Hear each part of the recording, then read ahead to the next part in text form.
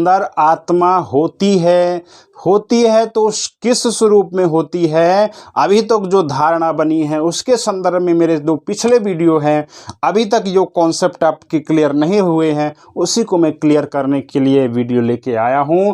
तो साथियों पूरा वीडियो देखिएगा तभी पूरी सच्चाई मालूम होगी, तभी आपको कॉन्सेप्ट क्लियर होगा।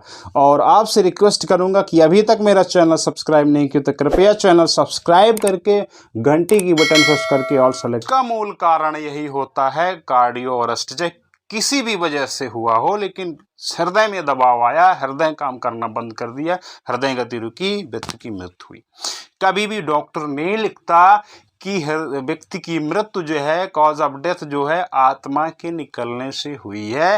तो अभी तक जो आप वैज्ञानिक युग में जी रहे हैं, हर वैज्ञानिक सुविधाओं के कारण जी रहे हैं, तो आप क्रेडिट किसी और को मत दीजिए, बात को स्वीकार करिए।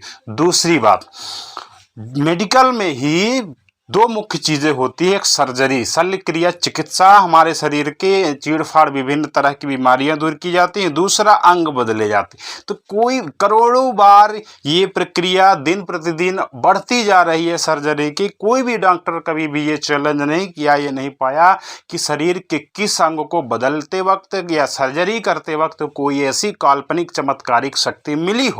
बताया ना कि जीवन का जो सच है, वो जीवन का सच क्या है कि हमारा सच ये है कि हमारा शरीर जो है एक बायो मशीन है, और ये बायो मशीन को बनाने के लिए एक कोशिका से दो कोशिका, एक कोशिका से फिर दो कोशिका, यानी कि दो तरह की कोशिकाएं मिल करके हमारे शरीर की प्रथम कोशिका बनती है, फिर उस तरह से बहुत सारी कोशिकाएं मिल करके हमारे शरीर का आज तक का निर्माण हुआ है। यानी हमारे शरीर में साथियों प्रतिपल कोशिकाओं का निर्माण और ऊर्जा का निर्माण ना हो तो हम फिर जीवित नहीं रह सकते। मतलब कहने का कि ये जो कोशिका है हमारे शरीर की वृद्धि करती है। दूसरा, कोशिका के अंदर जैव प्रोसेस होती है, जैव रासायनिक प्रक्रिया होती है, जिसके कारण ही हमारे शरीर के अंदर ऊर्जा का फॉर्मेशन होता है। जी साथियों, कोशिका के अंदर साइटोप्लाज्म होता है। साइटोप्लाज्म में जो जीव द्रव्य होता है वो हमारे भोज्य पदार्थों से निर्मित होता है, और वो भोज्य पदार्थों का कोशिका के अंदर ही माइटोकॉन्ड्रिया नाम का एक अंग होता है, जिसके अंदर कोशिका में ही भोजन ऊर्जा के रूप में बदलता है। वो ऊर्जा एटीपी और एडीपी के रूप में हमारे शरीर में संग्रहित होती है, और उसी का हम इस्तेमाल करते हैं बोलने में, कार्य करने में।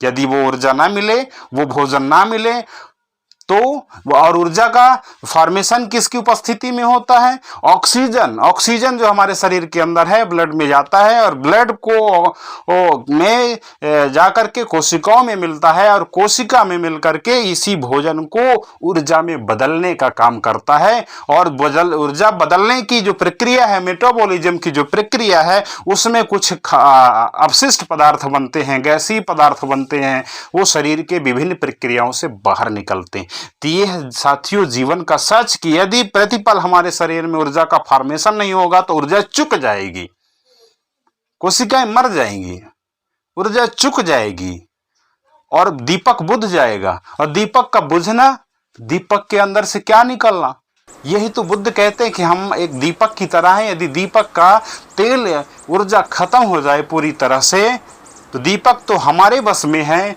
लेकिन हम प्रकृति के वश में हैं। हमारा दीपक फिर कोई जला नहीं सकता।